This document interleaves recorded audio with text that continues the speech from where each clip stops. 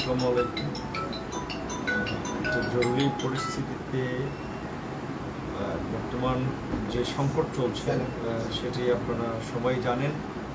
তো সার্বিক পরিস্থিতিতে আজকের এই রাত 12টার সময় মধ্যরাতে লাইভে আসা, আপনারা দেখেছেন যে শাহবাগ থানায় ডিজিটাল নিরাপত্তা আইনে আমার বিরুদ্ধে একটি মামলা হয়েছে। তো এই মামলা আরও অনেক হয়েছে। হামলায় আমি মোটেই ভীত সন্ত্রস্ত নই। ঢাকা বিশ্ববিদ্যালয় কেন্দ্রীয় ছাত্র সংসদ ডাকসুর 28 বছর পরে নির্বাচন হয়েছে। সেই নির্বাচনে ভিপি নির্বাচিত হয়েছি এবং ভিপি নির্বাচিত হওয়ার পরপরই বর্তমান সরকারের যে প্রধানমন্ত্রী শেখ হাসিনার আমন্ত্রণে গণভবনে গিয়েছি এবং শেখ হাসিনা মাথায় হাত দিয়ে আশীর্বাদ করেছে। আমিও বঙ্গবন্ধু কন্যা হিসেবে, মাতৃতুল্য একজন নারী হিসেবে আমিও তাকে রেসপেক্ট করেছি, তার পা ছুঁয়ে সালাম করেছি। এখানে কোনো রাজনীতির বিষয় ছিল না।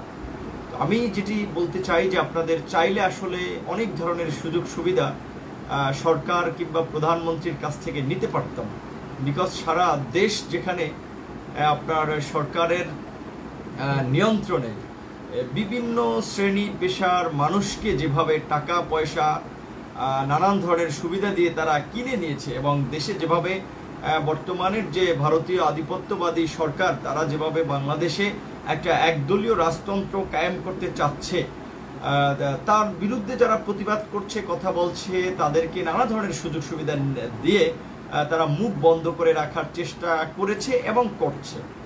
তো যেহেতু বর্তমান সময়ে আপনারা জানেন, বিশেষ করে সেই ডাকসুর ভিপি হওয়ার আপনার আগে থেকেই যখন সারা বাংলাদেশের ছাত্রদের স্বতঃস্ফূর্ত কোটা সংস্কার আন্দোলন আমরা করেছি এবং সেই আন্দোলনের ফলে যখন দেশের ছাত্র সমাজের কাছে আমরা একটা আস্থা, ভালোবাসার, বিশ্বাসের এবং গ্রহণযোগ্যতার পাত্রে পরিণত হয়েছি, সেই আন্দোলনেই বিশেষ করে সরকারের পক্ষ থেকে আমাদেরকে নানা ধরনের প্রলোভন দেখানো, আন্দোলন থামিয়ে দেওয়ার নানা ধরনের অপচেষ্টা হয়েছে। হোটেল রেডিসনের মতো জায়গায়ও আপনার আমাদেরকে নিয়ে যাওয়া হয়েছে। এটা আমরা সবাইকে জানিয়েছি। কিন্তু ছাত্র সমাজের যে যৌক্তিক এবং ন্যায়সঙ্গত দাবি, যেই দাবি নিয়ে আমরা আন্দোলন করেছিলাম কোটা সংস্কার, আমরা আপোষ করি নাই। আমরা ছাত্র সমাজের সাথে বেইমানি করি নাই। কারণ নিম্ন মধ্যবিত্ত পরিবারের সন্তান হিসেবে কিংবা দরিদ্র পরিবারের সন্তান হিসেবে অবশ্যই অভাব আমাদের সাথে ছিল, কিন্তু তাই বলে অভাবে নিজেদের স্বভাব নষ্ট করি নাই। কারণ আমরা মনে করেছি যে বাংলাদেশের ছাত্র আন্দোলনের যে ইতিহাস, ঢাকা বিশ্ববিদ্যালয়ের ছাত্রদের যে ইতিহাস, সফলতার ইতিহাস, কাজে দীর্ঘদিন মানুষের আস্থা, বিশ্বাস, অবিশ্বাসের পরেও আমরা ছাত্র সমাজের সমর্থন নিয়ে একটা আন্দোলন করেছি। তো সেই আন্দোলন যদি আমরা বিক্রি করে দেই, সেই আন্দোলনে যদি আমরা নতজানু হয়ে যাই, তাহলে সেটি হবে ছাত্র সমাজের ইতিহাসের একটি কলঙ্কিত অধ্যায়। তো আমরা সেই আন্দোলন কখনোই নিজেদের নৈতিক জায়গা থেকে বিচ্যুত হয়ে নেই। নিজেদের দমন পীড়ন, শত নির্যাতন নিপীড়নের পরেও কিন্তু আমরা ছাত্র সমাজের দাবি আদায় করেছি। আমাদের রাশেদ খান, মশিউর রহমান, মাহফুজুর রহমান থেকে শুরু করে অনেকে আপনারা দেখেছেন যারা কারারুদ্ধ হয়েছে, কারাগারের নির্মম অন্ধকার প্রকোষ্ঠে নির্মম নির্যাতনের শিকার হয়েছে, বাট তারা কিন্তু আপোষ করে না। ঠিক একইভাবে সেই ডাকসু নির্বাচনের শুরু থেকেই আমাদেরকে নানা ধরনের প্রলোভন দেখানো হয়েছে, নানা ধরনের সুবিধার অফার দেওয়া হয়েছে, কিন্তু আমরা কখনোই নিজেদের বিবেককে বিক্রি করে দেই নাই, নিজেদেরকে এই সুবিধার কাছে আপনার সঁপে দেয়নি। কারণ আমরা মনে করেছি দেশের যে বর্তমান সংকট, যে ভারতীয় আধিপত্যবাদের সরকার যে দেশের মানুষের বুকের উপরে চেপে আছে, মানুষের ভোটাধিকার হরণ করে, ভিন্ন মত এবং বিরোধী দলের উপরে হামলা করে, মামলা দিয়ে এবং গুম খুন করে, আমরা বলেছি যে বর্তমান এই বিনা ভোটের যে মাফিয়া সরকার আমি বলছি না, আন্তর্জাতিকভাবে তারা স্বীকৃত আল জাজিরার মতো গণমাধ্যম বলছে তারা মাফিয়া একটা সরকার। তো এই মাফিয়া সরকার আপনার তাদের বিরুদ্ধে যারা যাচ্ছে, তাদের ক্ষমতায় থাকার পথে যারা অন্তরায় হয়ে দাঁড়িয়েছে, তাদেরকে আপনারা দেখেছেন যে শুধুমাত্র মামলা হামলা দিয়ে কিন্তু ক্ষান্ত হয়নি, তাদেরকে গুম খুনও করা হয়েছে বিভিন্ন ক্ষেত্রে। তো সেই ক্ষেত্রে আমাদেরকেও নানা ধরনের হুমকি ধামকি দেওয়া হয়েছে। আপনার 2019 সালের অগস্টের দিকে আমরা সেই আপনি দেখেছেন যে আপনার মধুর ক্যান্টিনে, ঢাকা বিশ্ববিদ্যালয়ের মধুর ক্যান্টিনে সংবাদ সম্মেলন করে আমরা বলেছি যে আমাদেরকে এমনও হুমকি দেওয়া হচ্ছে যে বেগম খালেদা জিয়া বিএনপির মতো একটা সুসংগঠিত বড় দলের নেত্রী, তাকে ঠুনকো অভিযোগে মিথ্যা মামলায় সরকার চেয়েছে কারাগারে রেখেছে। সেখানে আমাদের মতো নূরদেরকে তো 10 সেকেন্ডের ব্যাপার খেয়ে দেওয়া, হ্যাঁ, এটা অসংখ্যবার গোয়েন্দা সংস্থা, আওয়ামী লীগের নেতৃবৃন্দ, ছাত্রলীগ, যুবলীগের বিভিন্ন ধরনের নেতৃবৃন্দ কখনো প্রলোভন দিয়েছে, দেখিয়েছে, কখনো হুমকি দিয়েছে। মোদ্দা কথা হচ্ছে আমাদেরকে তারা থামিয়ে দেওয়ার চেষ্টা করেছিল, কিন্তু আল্লাহ রহমতে আমরা থেমে যাইনি। কারণ আমরা মানুষকে যে আশার স্বপ্ন দেখিয়েছি এই নেতৃত্ব সংকটের বাংলাদেশে, যেখানে আমরা মনে করি যে আপনার যে গণতন্ত্রের যে সংকট, সুশাসনের যে সংকট, যেই সংকট থেকে উত্তরণের জন্য 71-এর আপনার 30 লক্ষ শহীদ তাদের জীবন দিয়েছে, 2 লক্ষ মা বোন তাদের সম্ভ্রম হারিয়েছে। আমরা মনে করি যে বিভিন্ন রাজনৈতিক দলগুলো রাজনৈতিক দুর্বৃত্তায়ন এবং ক্ষমতাকে কুক্ষি করার কারণেই এই স্বাধীনতার 50 বছরেও এদেশে একটা শক্তিশালী নিরপেক্ষ নির্বাচন ব্যবস্থা আমরা গড়ে তুলতে পারিনি। আমরা প্রশাসনগুলোকে, বিশেষ করে আইন শৃঙ্খলা বাহিনী বলেন, তারা আজকে রাজনৈতিক দলের গুন্ডা বাহিনী হিসেবে ব্যবহৃত হচ্ছে। কেন একটা আইন শৃঙ্খলা বাহিনী রাজনৈতিক দলের গুন্ডা বাহিনী, মাফিয়া বাহিনী, গুম খুনের বাহিনী হিসেবে ব্যবহৃত হবে? আমরা চেষ্টা করছি যে সেই প্রতিষ্ঠানগুলোকে শক্তিশালী করার জন্য, যে প্রতিষ্ঠানগুলো তাদের সক্ষমতায় তারা শক্তিশালী হবে, দেশের মানুষের জন্য কাজ করবে, তারা সংবিধানের প্রতি দায়বদ্ধতা থাকবে, মানুষের মূল্যবোধের প্রতি দায়বদ্ধ থাকবে। আমরা সেই জায়গা থেকে এই বাংলাদেশের একটা রিফর্মের জন্য আমরা কাজ করতেছিলাম, আমরা করে যাচ্ছিলাম। সেই কাজ করতে গিয়ে আপনারা দেখেছেন আমরা বিভিন্নভাবেই হামলা মামলার শিকার হয়েছি, অসংখ্য আপনার আক্রমণের শিকার হয়েছি, নানা ধরনের প্রলোভন দেখানো হয়েছে। আমরা থেমে যাইনি এবং ইনশাল্লাহ এইটুকু আমরা বলতে পারি, আমরা বলেছি যে আমি আমার জায়গা থেকে বলেছি, আমার একটা জীবনের বিনিময়ে যদি এদেশের 18 কোটি মানুষের মুক্তি মেলে, এদেশের কোটি কোটি মানুষ যদি তাদের অধিকার ফিরে পায়, তাহলে আমি মনে করি আমার সেই জীবনটা তাদের জন্য উৎসর্গ করাটাই সার্থকতা। এবং আপনারা ইতিমধ্যেই দেখেছেন, আমার বাবার কথা শুনেছেন যে আমার বাবাও বলেছে যে তার আরো 2টো ছেলে রয়েছে। কাজে দেশের জন্য, মানুষের জন্য সংগ্রাম করতে গিয়ে যদি আমাদের 2-1 জনকে আপনার ত্যাগ স্বীকার করতে হয়, দেশের জন্য জীবন উৎসর্গ করতে হয়, সেই জায়গায় আমরা মোটেও বিচলিত নই। যে কারণেই আপনারা দেখেছেন যে এই প্রতিকূল সময়ে যেখানে সকলে বর্তমানে এই মাফিয়াদের কাছে জিম্মি, মাফিয়াদের সাথে আপোষ করে রাজনীতি করছে, তাদের সাথে নেগোসিয়েশন করে রাজনীতি করছে, সেখানে ভিপি নূর কিংবা ছাত্র যুব শ্রমিক অধিকার পরিষদের তরুণরা কোনো আপনার আপোষ করে রাজনীতি করে নেই।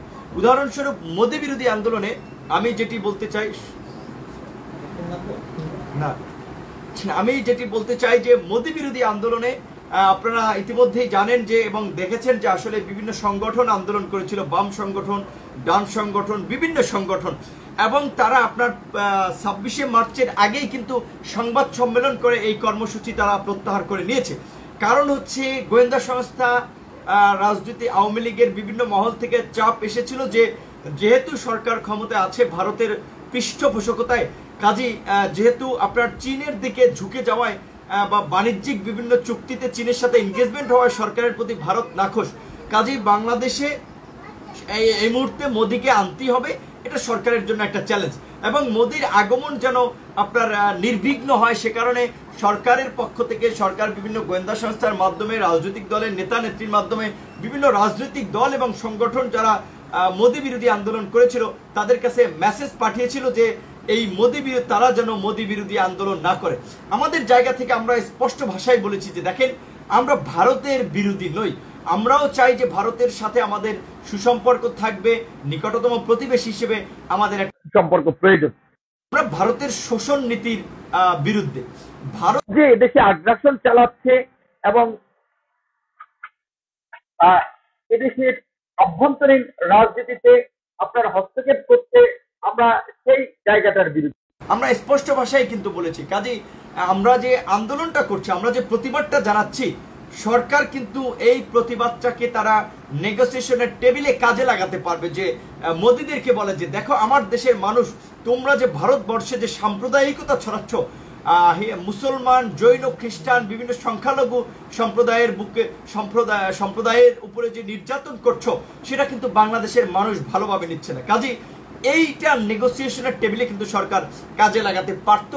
আমরা সেই জায়গাটা বা সেই আমাদের বক্তব্যটাই তুলে ধরছি এবং আমরা স্পষ্ট ভাষায় বলেছি যে আমরা আমাদের প্রতিবাদ থামাবো না। কারণ আমরা কোনো রাজনৈতিক দলের জন্য প্রতিবাদ করি না, আমরা দেশের মানুষের জন্য প্রতিবাদ করি।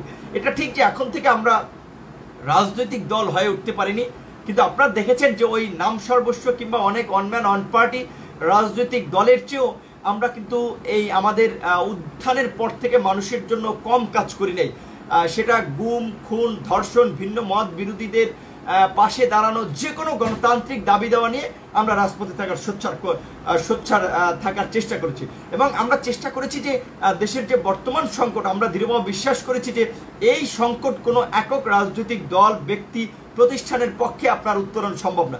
সেক্ষেত্রে আমরা আমাদের জায়গা থেকে বিভিন্ন সংগঠন, বিভিন্ন ব্যক্তি, প্রতিষ্ঠান যাদের সমাজে গ্রহণযোগ্যতা আছে, সমাজের মানুষকে তারা প্রভাবিত করে, তাদের সাথে আলাপ আলোচনাও করেছি যে কিভাবে এই সংকট থেকে উত্তরণ করা যায়। এবং বিভিন্ন সংগঠনের সাথেও আমার জায়গা থেকে আমার আহ্বানটি ছিল যে আমরা একটা রাজনৈতিক দল করতে পারি কিনা। কারণ আসলে অনেক ব্যক্তি আছেন যারা আপনারা দেখেন ভালো ভালো কথা বলেন, টকশো কাঁপান, কিন্তু দিন শেষে তারা একটা এমপি হওয়ার জন্য কিংবা তাদের আপনার দুটো সিটের জন্য তারা তাদের নৈতিকতাকে বিসর্জন দেয়, নেগোসিয়েশন করে। সেই জায়গা থেকে আমরা আসলে চেয়েছিলাম যে প্রকৃতপক্ষে বাংলাদেশে পরিবারতান্ত্রিক রাজনীতির বিপরীতে একটা গণতান্ত্রিক রাজনৈতিক দল গড়ে উঠুক। কারণ আমাদের একটা আন্ডারস্ট্যান্ডিং ছিল, আসলে দেখেন এই আওয়ামী লীগ কিংবা বিএনপির মতো রাজনৈতিক দলগুলো কেন কার্যকর ভূমিকা পালন করতে পারছে না, কেন জনগণের পালস বুঝতে পারছে না। কারণ আওয়ামী লীগের শেখ হাসিনা যাই বলেন সেটাই হচ্ছে আওয়ামী লীগের পলিসি, সেটাই হচ্ছে আওয়ামী লীগের সিদ্ধান্ত। ঠিক একইভাবে বিএনপিতে খালেদা জিয়া বলেন বা তারেক রহমান বলেন, তারা যেটা বলে সেটাই হচ্ছে দলের সিদ্ধান্ত, সেটাই হচ্ছে দলের কর্মপরিকল্পনা। কাজে সেই ক্ষেত্রে চাইলেও তারা দেশের গণমানুষের পালস বুঝে গণমানুষের একটা রাজনীতি এই দলগুলোতে আসলে ওই অর্থে আপনার প্রতিষ্ঠা করা সম্ভব হয়নি। যে কারণে আপনার আমি বলবো জাদ্রেল বাগা বাগা নেতারা থেকেও এই দলগুলো জনগণের আপনার সেন্টিমেন্ট বুঝে বা জনগণের পালস বুঝে ওইভাবে তারা বিভিন্ন সংকটে ভূমিকা নিতে পারে নাই। কারণ তাদের ওই দলের মানে হেড কিংবা দলের প্রধানের কাছে চেয়ে থাকতে হয় যে তারা কি বলছে। তো যাই হোক, সেটি তারপরেও আবার এই ধরনের পরিবারতান্ত্রিক দলেরও আবার একটা প্রভাব বা দলেরও একটা নিয়ন্ত্রণ থাকার ফলে সেই দলগুলো আবার ভালোভাবে কাজ করতে পারতেছে। কারণ আরেকটা কথা আছে, আবার অধিক সন্ন্যাসীতে গাজন নষ্ট, এটাও একটা কথা। কাজে সেই ক্ষেত্রে নেতৃত্বের প্রতি কমিটেড না থাকলে, সংগঠনের প্রতি কমিটেড না থাকলে আসলে বর্তমান যুগে যেভাবে এই ধরেন সরকার যেভাবে গোয়েন্দা সংস্থাকে আপনার চাপ দিয়ে গোয়েন্দা সংস্থার মাধ্যমে বিভিন্নভাবে টাকা পয়সা দিয়ে রাজনৈতিক দলগুলোকে আপনার কিনে নিচ্ছে, মুখ বন্ধ করছে, কাজে সেই ক্ষেত্রে আবার আপনার দল চালানো মুশকিল হয়ে পড়ে। তো যাই হোক, আমরা যেটা বলছিলাম এই পরিস্থিতিতে আমরা চেষ্টা করেছিলাম আমরা একটা গণমানুষের রাজনৈতিক প্ল্যাটফর্ম ডেভেলপ করার, একটা গণতান্ত্রিক প্ল্যাটফর্ম ডেভেলপ করার। সেটি বাম হবে না ডান হবে সেই চিন্তাটি আমরা করিনি, বরঞ্চ আমরা মানুষের অধিকারকে প্রাধান্য দিয়েছি। যেমন আপনি দেখেন আমাদের সমস্ত সংগঠনগুলো যে ছাত্র অধিকার পরিষদ, যুব অধিকার পরিষদ, শ্রমিক অধিকার পরিষদ, পেশাজীবী অধিকার পরিষদ, প্রবাসী অধিকার পরিষদ, নারী অধিকার পরিষদ, এই আমাদের 6টি অঙ্গ সংগঠন আপনার তৈরি হয়েছে। তো আমরা মানুষের অধিকারকে প্রাধান্য দিতে চাই, কারণ আমরা মনে করি একটা মানুষ এই রমজান মাসে নির্বিঘ্নে তার ইবাদত বন্দেগী পালন করবে, সেটা মুসলমানদের যেমন একটা ধর্মীয় আপনার দাবি বা ধর্মীয় অধিকার এবং সেটা একটা মানবিক অধিকার, ঠিক একইভাবে আমরা মনে করি আমার হিন্দু ধর্মাবলম্বী ভাই মন্দিরে গিয়ে পূজা করবেন, খ্রিস্টান ধর্মাবলম্বী ভাই গির্জায় গিয়ে প্রার্থনা করবেন, কিংবা অন্যান্য ধর্মাবলম্বী মানুষেরাও তাদের স্ব ধর্মীয় অনুষ্ঠান পালন করবেন। সকল ধর্মের মানুষের সমান অধিকার থাকতে হবে, দল মত আপনার নির্বিশেষে মানুষের অধিকারকে রাজনৈতিক জায়গা থেকে অ্যাড্রেস করতে হবে। আমরা এটা দৃঢ়ভাবে বিশ্বাস করি, যে কারণে আমরা অধিকারটাকেই প্রাধান্য দিয়েছি। এবং আমি একাধিক লাইভে আমরা কিন্তু বলেছি যে আপনার বিশেষ করে আমাদের রাজনৈতিক দলটা আমরা মনে করি একটা ছাতা, এই ছাতার নিচে এসে যেন সবাই নিরাপদ বোধ করে। শুধুমাত্র কোনো ধর্মভিত্তিক কিংবা কোনো গোষ্ঠী ভিত্তিক কোনো রাজনৈতিক দল আমরা করতে চাইনি। তো সেই কারণে আমরা একটু সময় নিয়েছি, নিজেদের মধ্যে আন্ডারস্ট্যান্ডিং, বিভিন্ন শ্রেণী পেশার মানুষের সাথে আপনার একটা বোঝাপড়ার মাধ্যমে আমাদের একটা রাজনৈতিক কর্মসূচি ডেভেলপ করার। সেই ক্ষেত্রে স্বাভাবিকভাবেই অল্প বয়সে একটা গুরু দায়িত্ব আমরা নিয়ে ফেলেছি, যেটা আমরা বিশ্বাস করি, যে কারণে আমরা কথা বলার ক্ষেত্রে, কাজ করার ক্ষেত্রে অনেক মানুষের সাথে পরামর্শ করি, সিনিয়রদের কাছ থেকে শেখার চেষ্টা করেছি, এবং তারা যখন যেসব বিষয়গুলোতে আবার আমাদেরকে উপদেশ দেন আমরা সেসব বিষয়গুলো মেনে চলি। বিশেষ করে আমি যাদের সাথে মিশি অনেকে আমাকে বলেছেন যে নূর তুমি একটু কথাবার্তা শুধুমাত্র ইসলামী মূল্যবোধের মানুষের কে প্রাধান্য দিয়ে বলবে এমনটা না। তোমার কথাবার্তাতে যেন সকল ধর্ম মত পথের মানুষের অধিকারের কথা থাকে, সহনশীলতার কথা থাকে, সম্প্রীতির কথা থাকে। তোমার কথায় যেন সহিংসতার কথা না থাকে, উত্তেজনাকর কথাবার্তা না থাকে। তো আমি চেষ্টা করেছি আমার এই গুরুজনদের এই কথাগুলো মেনে চলার এবং আমার কাজে ক্ষেত্রে সেগুলোর একটা প্রতিফলন ঘটানোর। এবং বিশেষ করে আমার বিভিন্ন ফেসবুক পোস্ট, বিভিন্ন লাইভকে কেন্দ্র করেও যখন বিভিন্ন মানুষ আমাকে মতামত দিয়েছে, আমি সেগুলো সংশোধন করার চেষ্টা করেছি। কারণ আমি মনে করি রাজনীতির মাঠে আমি একজন নবীন সহযোদ্ধা, একজন নবীন কর্মী, একজন নবীন নেতা। অবশ্যই সেই ক্ষেত্রে যারা দীর্ঘদিন ধরে রাজনীতির মাঠে আছেন, রাজনীতি করছেন, আন্তর্জাতিকভাবে সবকিছু দেখছেন, অবশ্যই আমি তাদের যে কোনো আপনার পরামর্শ সাদরে গ্রহণ করি এবং সবসময় এটা করে থাকি। আমার ফেসবুক পোস্ট নিয়ে বিভিন্ন সময় আমার সহযোদ্ধা, শুভাকাঙ্ক্ষী বা আমার শুভাকাঙ্ক্ষী সহযোদ্ধা না হলে ভিন্ন মতের মানুষের আপত্তির কারণে আমি বিভিন্ন আমার ফেসবুক পোস্ট ডিলিট করে দিয়েছি, সংশোধন করেছি, সংযোজন করেছি, বিয়োজন করেছি। ঠিক একইভাবে 16 তারিখে আপনারা জানেন যে আমি একটা লাইভ করেছি। স্বাভাবিকভাবেই দেশের যে চলমান পরিস্থিতি, একজন রাজনৈতিক নেতা হিসেবে, বর্তমান সময়ের একজন প্রতিবাদী মানুষ হিসেবে এবং ছাত্র, যুব, শ্রমিক, প্রবাসী, নারী অধিকার পরিষদের একজন আপনার নেতৃত্বের জায়গা থেকে বা একজন উদ্যোক্তা হিসেবে আমার কাজ অবশ্যই সমাজের সকল শ্রেণী পেশার মানুষের সমস্যাকে অ্যাড্রেস করা। তো সেই লাইভটি প্রায় 1 ঘন্টার 6 মিনিট না 16 মিনিটের মতো ছিল। সেখানে আমি বিভিন্ন কথাবার্তা বলেছি এবং কথাবার্তার প্রেক্ষাপটে আমি এটা অবশ্যই আমার জায়গা থেকে যৌক্তিকভাবে তুলে ধরেছি যে বিশেষ করে যারা নিজেদেরকে মুসলমান দাবি করেন, এই রোজার মাসে আপনি নিজে রোজা থাকবেন, অন্য মানুষকে রোজা থাকতে দিবেন না। আপনি নিজে প্রার্থনা করবেন, ইবাদত বন্দেগী করবেন, অন্য মানুষকে করতে দিবেন না। অন্য মানুষের অধিকার আদায়ের কথা বললে তাদের উপরে দমন পীড়ন চালাবেন, গুলি চালাবেন, তাদেরকে কারাগারে নিবেন এবং একটা অসুস্থ মানুষকে কারাগারে নিয়েও আপনার ওষুধটা পুছানোর ব্যবস্থা করবেন না। এটি কোনো একজন প্রকৃত মুসলমানের কাজ নয়। কাজে সেক্ষেত্রে আমি স্পষ্ট ভাষায় যে জিনিসটি বলেছি যে আসলে এই ধরনের কাজ যদি বর্তমান সরকার করে থাকে, কাজেই সেই সরকারের যারা বিভিন্ন ধর্ম মতের মানুষ আছেন, বিশেষ করে মুসলমান মানুষ আছেন, তাদের এই সরকারের আপনার এই ধরনের জঘন্য কাজ, মানবতা বিরোধী কাজ, মানবাধিকার ও লঙ্ঘন, যেটা আমি মনে করি এই কাজগুলোর আপনার সমালোচনা করা উচিত। এবং এই কাজগুলোকে কোনো মুসলমান অবশ্যই সমর্থন করতে পারে না। কারণ ইসলাম একটা শান্তির ধর্ম।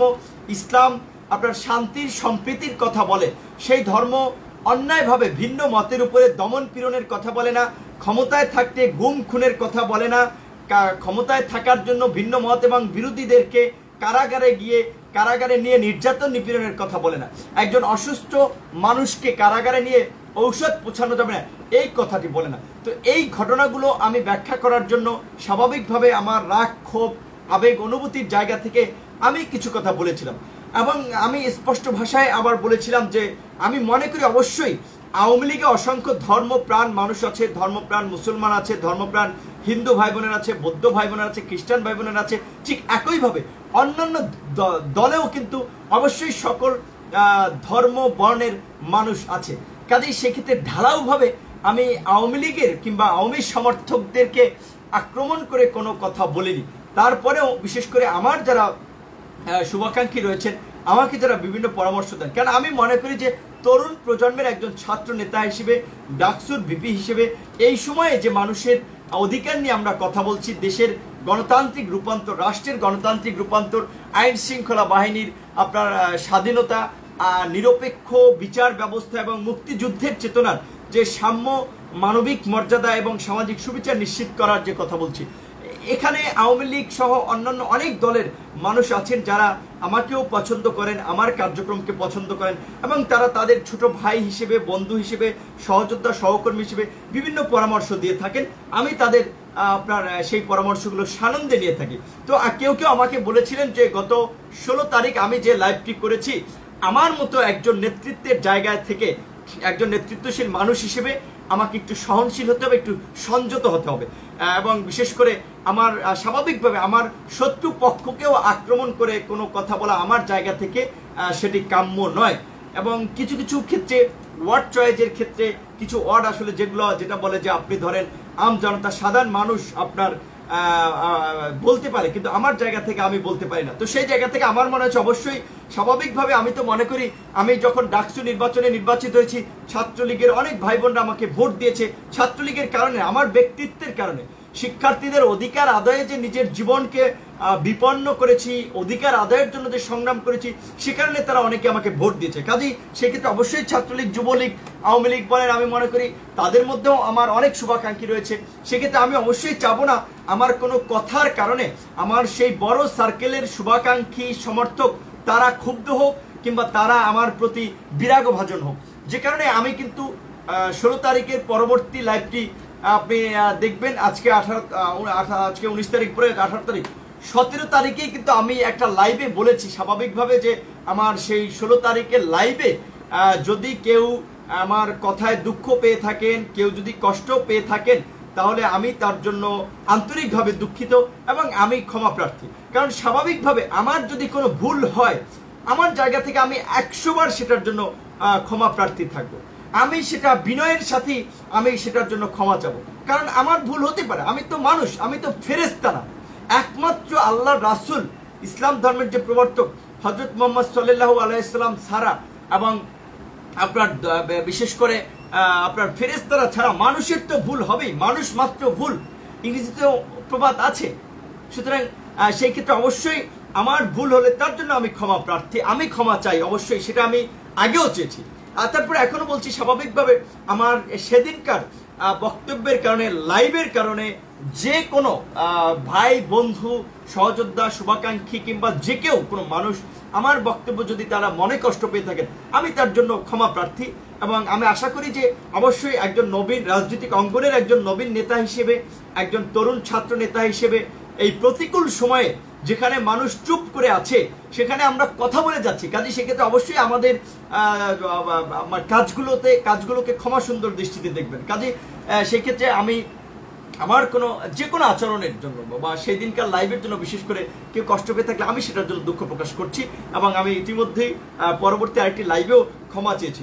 কাজেই সেই ঘটনাকে পুঁজি করে আবার কেউ মামলা করা, রাজনৈতিক উদ্দেশ্যে আপনার হয়রানি করার উদ্দেশ্যে মামলা করা, এটি পুরোপুরি একটা রাজনৈতিক ষড়যন্ত্র।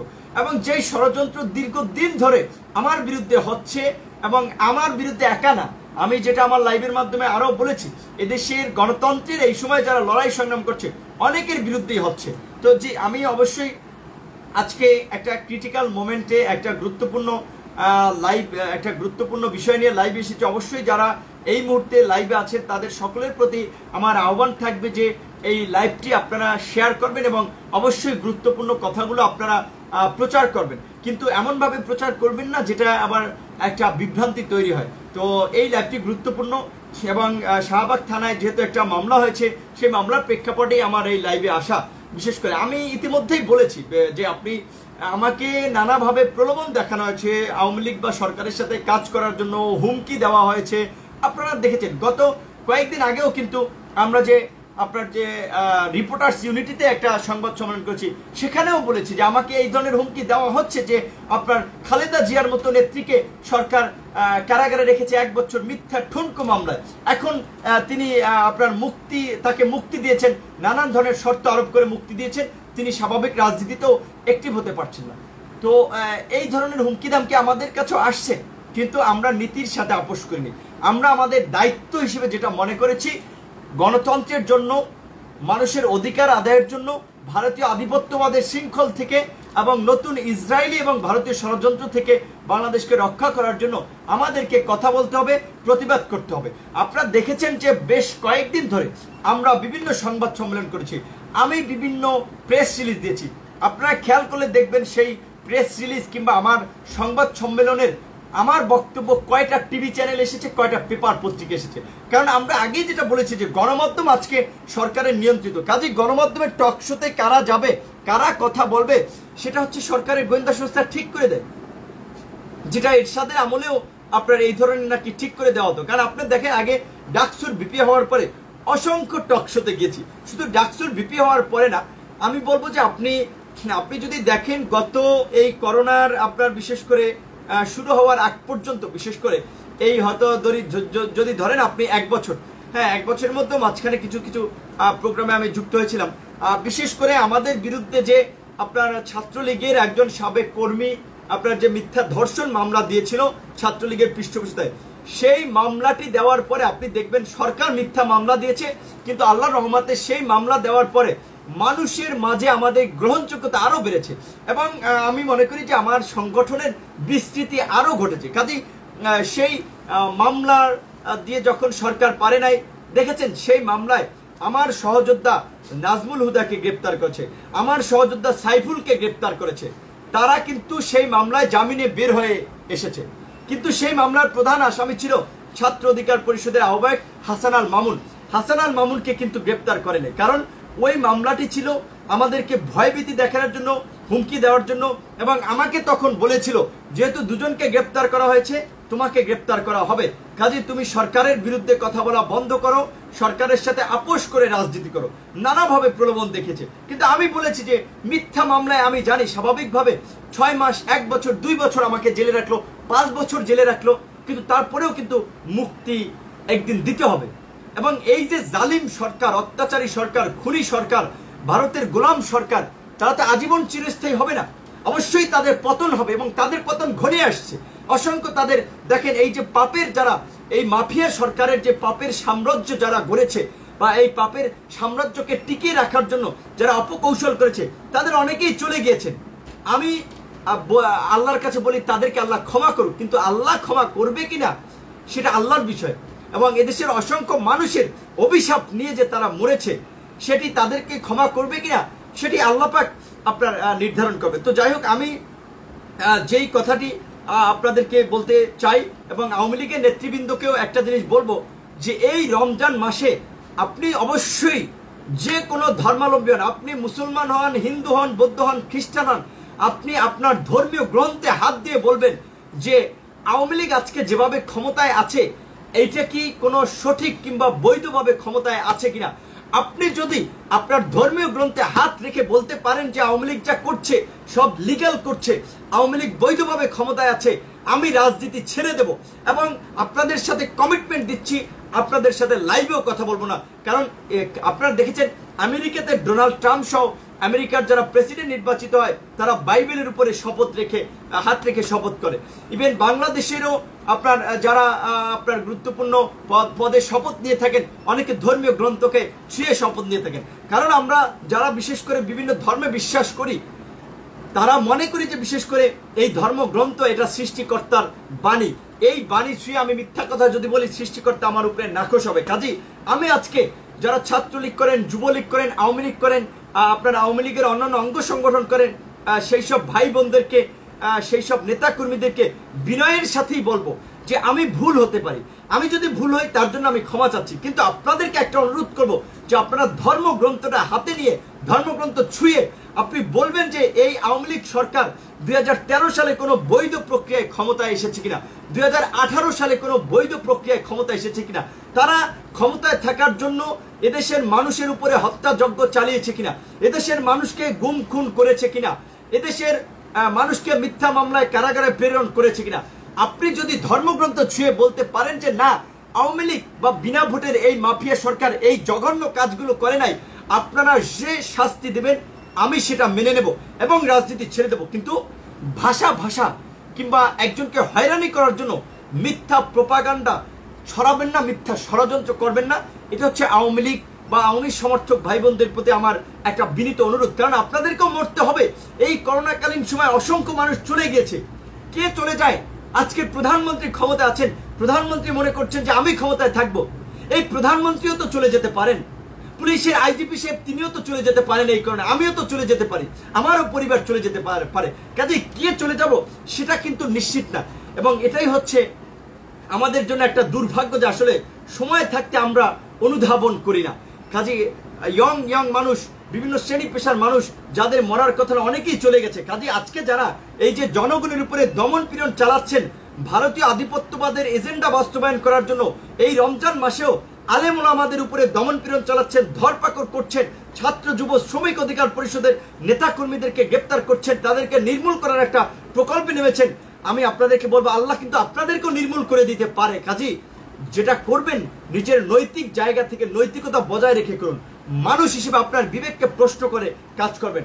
আমি গত 2 এপ্রিল আমি ফেসবুকে পোস্ট দিয়ে জানিয়েছিলাম যে দেখেন, বর্তমান প্রেক্ষাপটে ভারতে বিশেষ করে মোদি আসার পরে বাংলাদেশে বাম ডান বিভিন্ন দলমত নির্বিশেষে যে মোদি বিরোধী আন্দোলন হয়েছে এবং সেটাকে কেন্দ্র করে যে সহিংসতা হয়েছে সেটা নিয়ে ভারত খুবই উদ্বিগ্ন। কারণ ভারতের পার্শ্ববর্তী কোনো প্রতিবেশী রাষ্ট্রের সাথে ভারতের সুসম্পর্ক নেই। বর্তমান সরকার একেবারে দেশের স্বার্থ বিসর্জন দিয়ে দলকানা আপনার দৃষ্টিভঙ্গি থেকে ভারতের গোলামি করছে। কারণ আপনারা দেখেছেন যে ভারতকে তারা বলছে ভারতের সাথে রক্তের সম্পর্ক, রাখির সম্পর্ক, ভারত তাদের চরম বন্ধু। অথচ এই রোহিঙ্গা সমস্যা নিয়ে জাতিসংঘের সাধারণ পরিষদ থেকে নিরাপত্তা পরিষদে যে কয়টি আলোচনা হয়েছে, একটি জায়গায় কিন্তু ভারত আপনার বাংলাদেশের পাশে দাঁড়ায় নাই। এমনকি বাংলাদেশের সাথে ভারতের যে অসম বাণিজ্য নীতি, সেটা আপনারা সহজ সরলভাবে বিভিন্ন ক্ষেত্রে লক্ষ্য করেছেন যে বাংলাদেশের যখন পেঁয়াজের প্রয়োজন হয় তখন তারা পেঁয়াজ দেয় না। বাংলাদেশের বাজারে 40 টাকা 50 টাকার পেঁয়াজ 250-300 টাকা হয়ে যায়। যখন বাংলাদেশের মানুষের পানির প্রয়োজন হয়, শুষ্ক মৌসুম উত্তরাঞ্চল ফেটে চৌচির হয়ে যায়, তখন ভারত আমাদেরকে পানি দেয় না।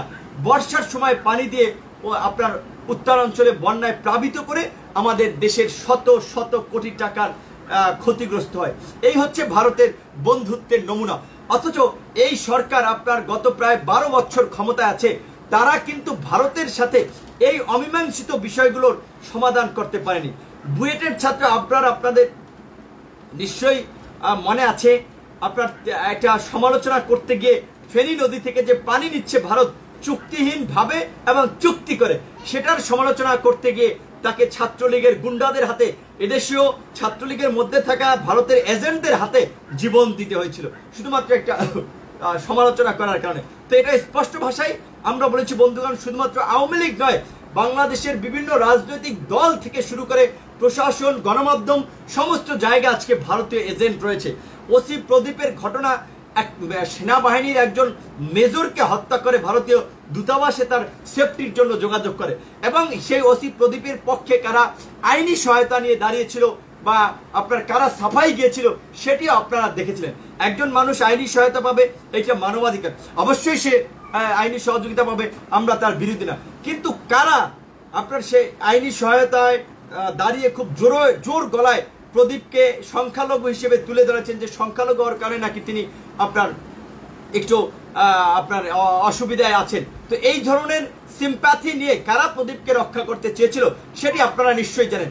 অবশ্যই আমি আমার রাজনৈতিক দল সংগঠনে আপনারা দেখেছেন ইতিমধ্যেই আমরা সবসময় সংখ্যালঘু ধর্মে হিন্দু, বৌদ্ধ, খ্রিস্টান, সংখ্যালঘু সহ পাহাড়ি অঞ্চলের ভাই বোনদের অধিকার নিয়ে আমরা সবসময় সোচ্চার ছিলাম। আমরা আমাদের জায়গা থেকে কথা বলি। স্বাভাবিকভাবে আমাদের কথাগুলো হয়তো গণমাধ্যমে ওইভাবে আসে নাই, সব কথা হয়তো প্রচারও হয় নাই, কারণ আমরা তো ওইভাবে কোনো প্রতিষ্ঠিত এখন পর্যন্ত রাজনৈতিক দল হয়ে উঠতে পারি নাই, এখন পর্যন্ত খুব কোনো বড় সংগঠন হয়ে উঠতে পারি নাই। ইতিমধ্যে অল্প সময়ের মধ্যে মানুষের মাঝে যতটুকু জায়গা আপনার করতে চেষ্টা করেছি বা করেছি, সেটিকে কাজে লাগিয়ে যদি আমরা সারা দেশে আপনার সভা সমাবেশ, মিছিল, মিটিং করতে পারতাম, আমরা আশা করি যে এতদিনে আমরা একটা বৃহৎ রাজনৈতিক দল হয়ে উঠতে পারতাম। কিন্তু আমরা সেটি পারিনি, কারণ আমাদেরকে সেই সুযোগটি দেওয়া হয়নি।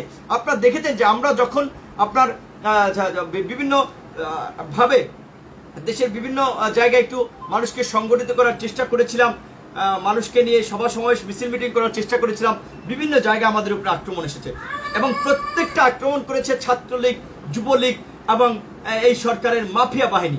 এবং কোনো একটা ঘটনায় আমরা আইনের প্রতিকার পাইনি। ডাকসু হামলায় আমরা হামলার শিকার হয়েছি, আবার উল্টোভাবে আমাদের বিরুদ্ধে মামলা দেওয়া হয়, মানিব্যাগ চুরির মামলা। তখনও ধর্মীয় অনুভূতিতে আঘাত হানার অভিযোগে আপনার একটা মামলা হয়েছিল এবং আপনারা দেখেছেন। তারপরে আপনারা এর আগে আপনার ডাকসু নির্বাচনে, যে নির্বাচনে আমি ভিপি হয়েছি, ঢাকা বিশ্ববিদ্যালয়ের ছাত্রদের ভোটে নির্বাচিত ভিপি হয়েছি, দায়িত্ব পালন করেছি। ভিপি হওয়ার ফলে প্রধানমন্ত্রী ডেকেছে গণভবনে, রাষ্ট্রপতি আমন্ত্রণ করেছে, সেখানে আমার বিরুদ্ধে মামলা হয়েছে, আমি নাকি ব্যালট বাক্স ছিনতাই করেছি, এরকম একটা মামলা হয়েছে। সেই মামলাও হয়েছিল সরকারের ইন্ধনে আমাকে চাপে রাখার জন্য। এর আগেও 7টি মামলা দিয়েছে, আজকেরটি নিয়ে 8টি মামলা হয়েছে। কাজে এই সমস্ত মামলা হামলায় আমরা মোটেও ভীত সন্ত্রস্ত নই। আমাদের কাছে যে বিভিন্নভাবেই আমাদেরকে চাপ দেওয়া হয়েছিল, আমাদেরকে হুমকি দেওয়া হয়েছিল, প্রলোভন দেখানো হয়েছিল যে আমরা যেন থেমে যাই।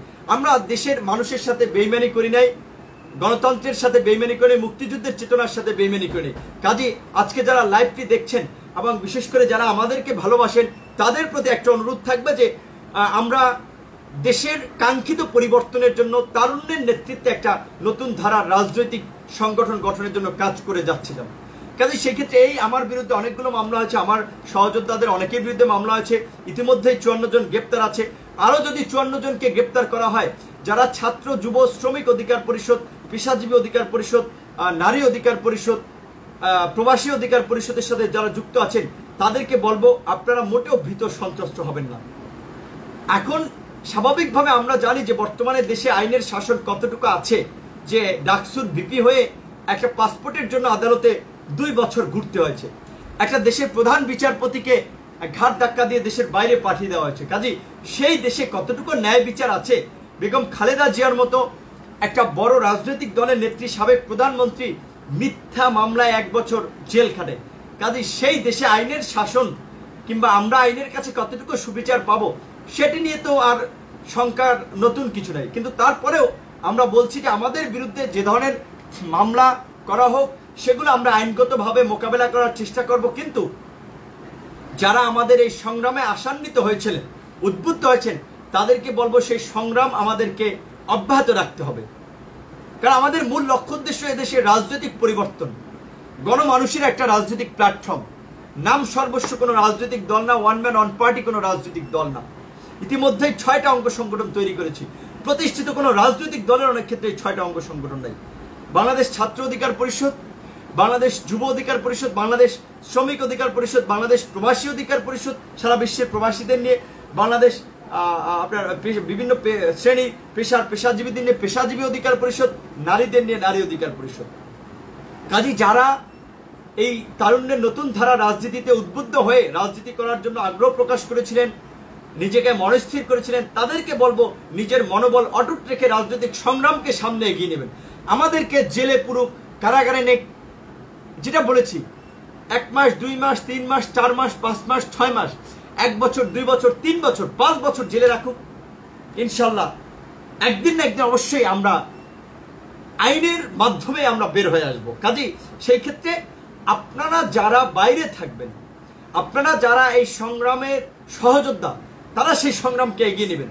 এবং দৃঢ়ভাবে বিশ্বাস করি আমার ছাত্র যুব শ্রমিক পেশাজীবী নারী অধিকার পরিষদ, আমার শ্রমিক অধিকার পরিষদের ভাই বোনদের সেই মনোবল অটুট আছে। কাজে আপনারা মোটেও ভীত সন্ত্রস্ত হবেন না।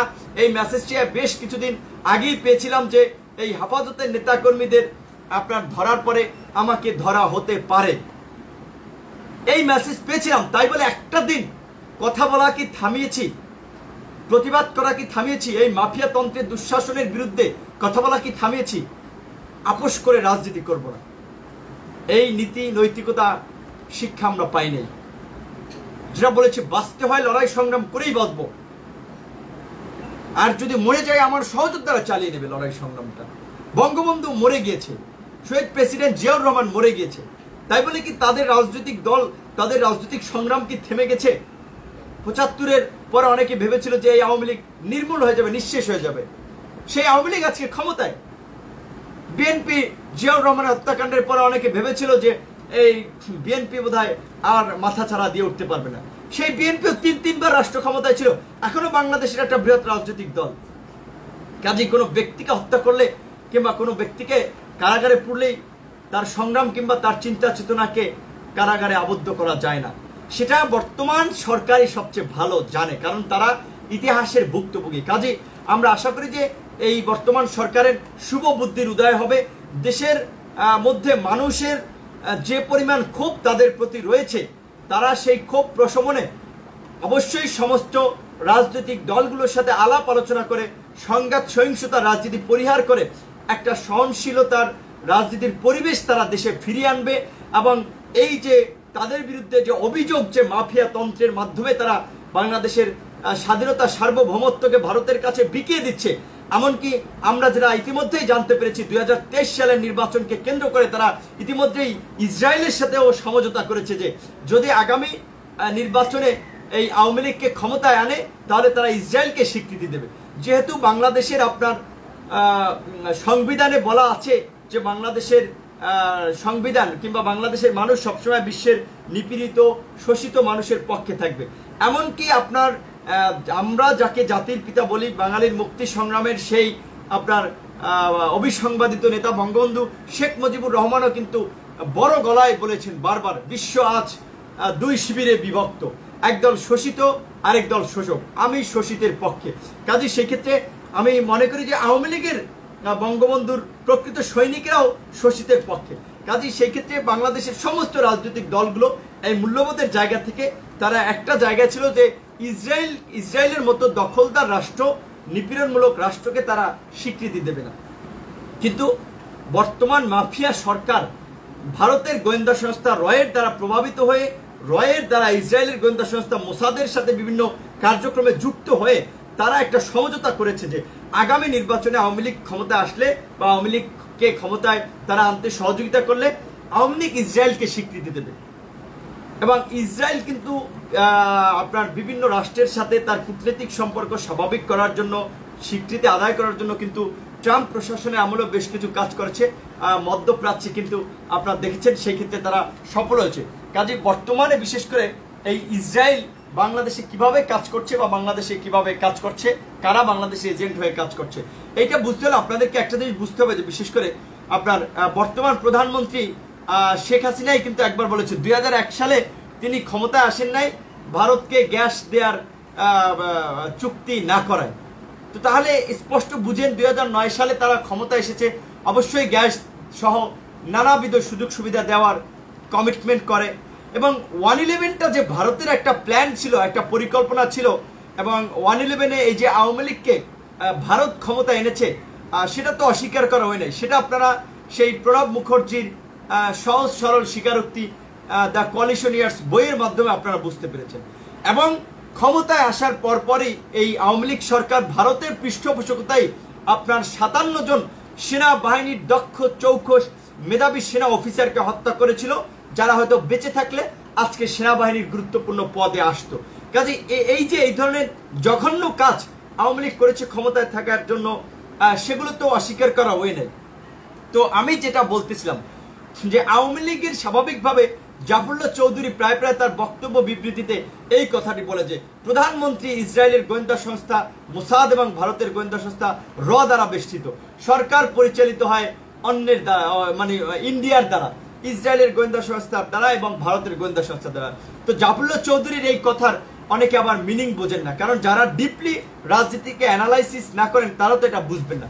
সেই জায়গা থেকে আমি আপনাদেরকে এই তথ্যটি দিয়ে রাখছি যে বিশেষ করে বর্তমান সরকার স্বাভাবিকভাবেই আজকে বাংলাদেশকে আপনার একটা বিদেশি প্রভুদের একটা আপনার বলবো করদ রাষ্ট্রে বানানোর জন্য তারা আপনার ভারত ইসরায়েলের সাথেও মিলিয়ে তারা কাজ করছে। টার্গেট আগামী 2023 সালের নির্বাচন, যে কারণে সেই নির্বাচনে তারা যাদের জন্য বাধা হয়ে দাঁড়াবে, বিশেষ করে তারা মনে করছে যে ধরেন যেভাবে ভিন্ন মতের রাজনৈতিক দল সংগঠনগুলোর উপরে দমন পীড়ন চালিয়ে তারা আপনার ক্ষমতায় বেশ আছে, বিএনপির মতো একটা বড় রাজনৈতিক দলকে কোণঠাসা করে রেখেছে না, তারা কোনো একটা প্রোগ্রাম করতে পারছে, করোনাকালীন সময় আপনার প্রেস রিলিজ দিয়ে তারা আপনার কর্মসূচি তারা উদ্যোগ করেছে। কাজে সেই ক্ষেত্রে আপনার বিশেষ করে আপনার তারা চেষ্টা করছে যে যারা আপনার তাদের জন্য চ্যালেঞ্জ হয়ে দাঁড়াতে পারে তাদেরকে আপনার বিশেষ করে একটু দমন পীড়নের মধ্যে তারা নিতে চাচ্ছে, যে কারণে বিশেষ করে তারা মনে করছে যে এটার জন্য তারা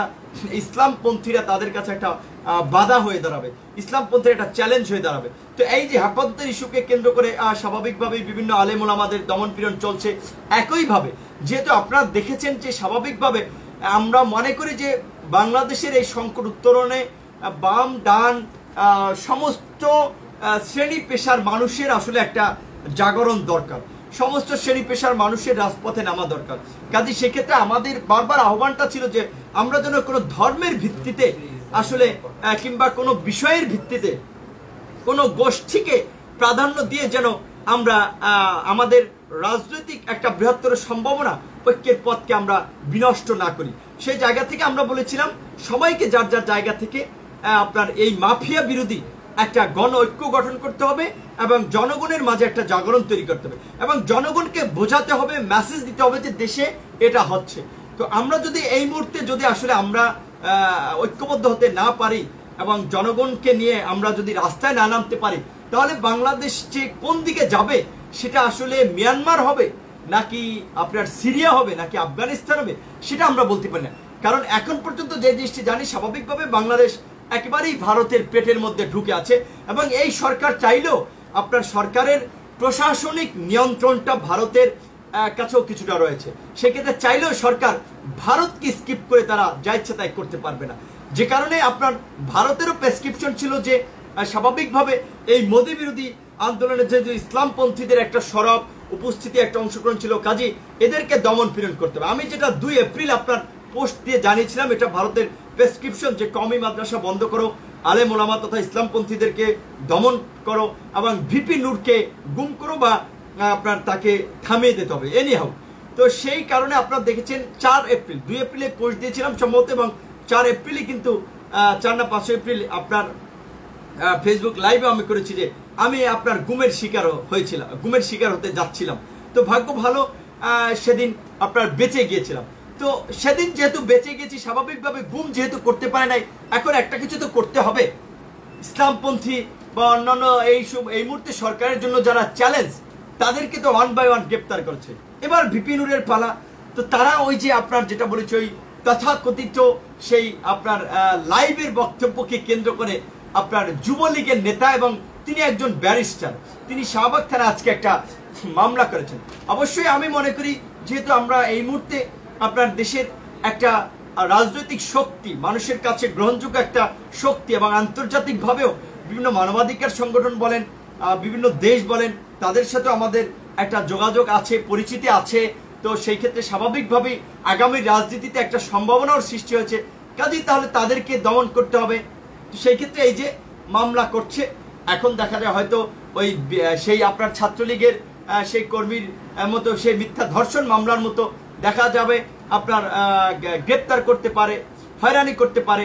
যেমনিভাবে ব্যারিস্টার মইনুলকে আপনারা দেখেছিলেন যে সেদিন আপনার ফেসবুকের একটা টক শোকে কেন্দ্র করে তার বিরুদ্ধে যে মামলা দেওয়া হয়েছিল এবং তার বিরুদ্ধে কিভাবে তাকে হয়রানি করা হয়েছিল, কিভাবে তার সম্মানহানি ঘটিয়েছিল এবং জেলখানায় তার সাথে কি ব্যবহারটা করেছিল। কারণ সর্বোচ্চ রাষ্ট্রীয় ব্যক্তিদের নির্দেশেই তার সাথে এই জঘন্য আচরণটা হয়েছিল। ব্যারিস্টার মইনুলের বাবা ইত্তেফাকের আপনার প্রতিষ্ঠাতা সম্পাদক বা ইত্তেফাকের মালিক মানিক মিয়া, যেই মানিক মিয়া বঙ্গবন্ধুর আপনার পূজনীয় শ্রদ্ধা একজন ব্যক্তি ছিলেন, সেই মানিক মিয়ার সন্তানকে এই সরকার এভাবে হয়রানি করেছিল।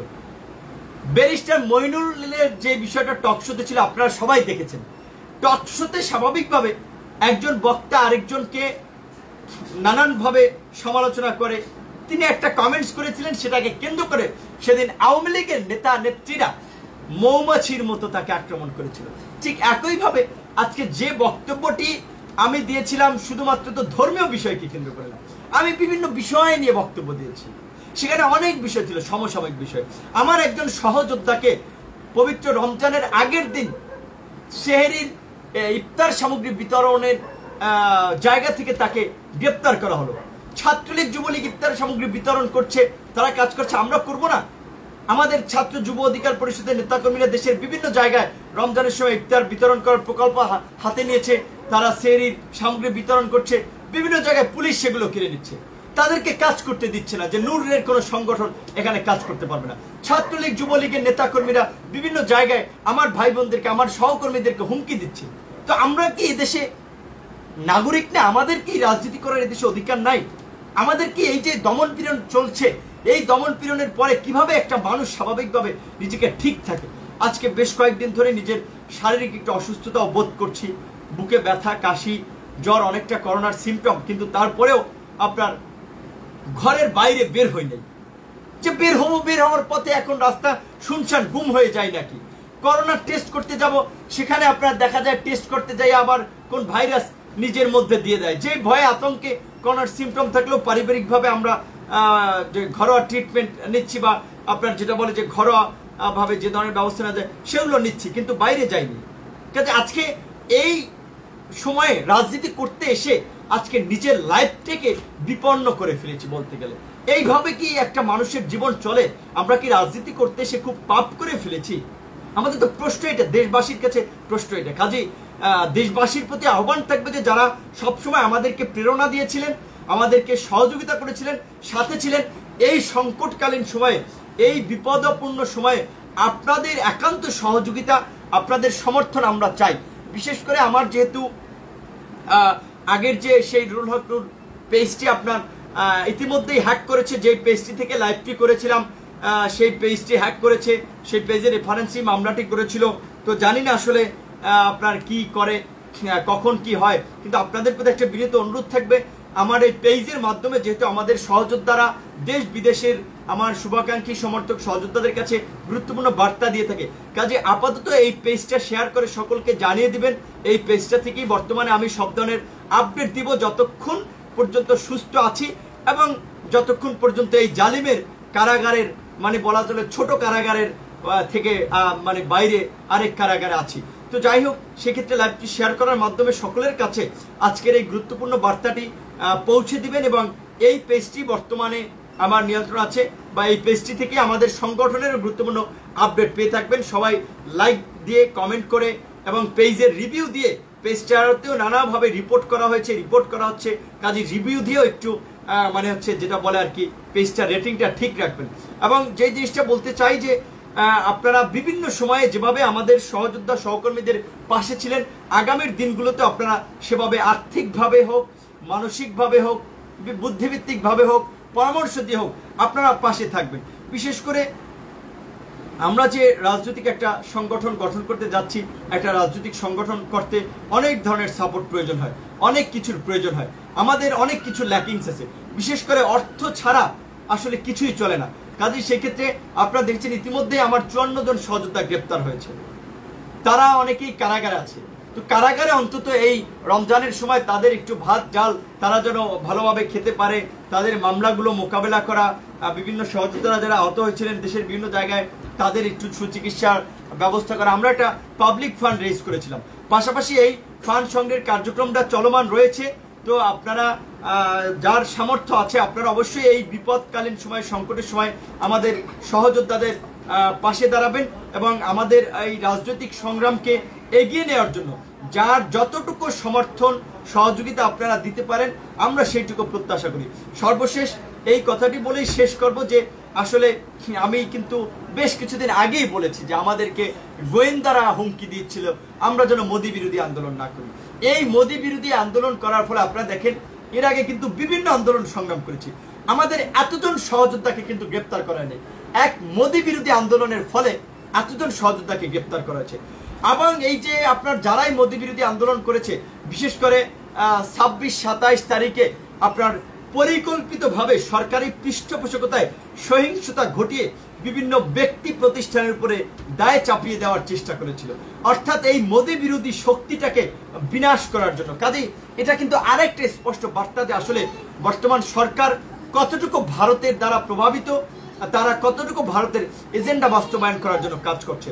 কাজে সেই ক্ষেত্রে আমার সর্বশেষ আহ্বানটা থাকবে যে আজকে আমার মার্ক্সবাদ, লেনিনবাদ, বামপন্থী, ডানপন্থী বিভিন্ন রাজনৈতিক মতাদর্শ মতামত আছে, কিন্তু এখন দেশের স্বাধীনতা সার্বভৌমত্বকে টিকে রাখাটাই একটা এজেন্ডা বা ইস্যু সামনে আমাদের সামনে হয়ে দাঁড়িয়েছে।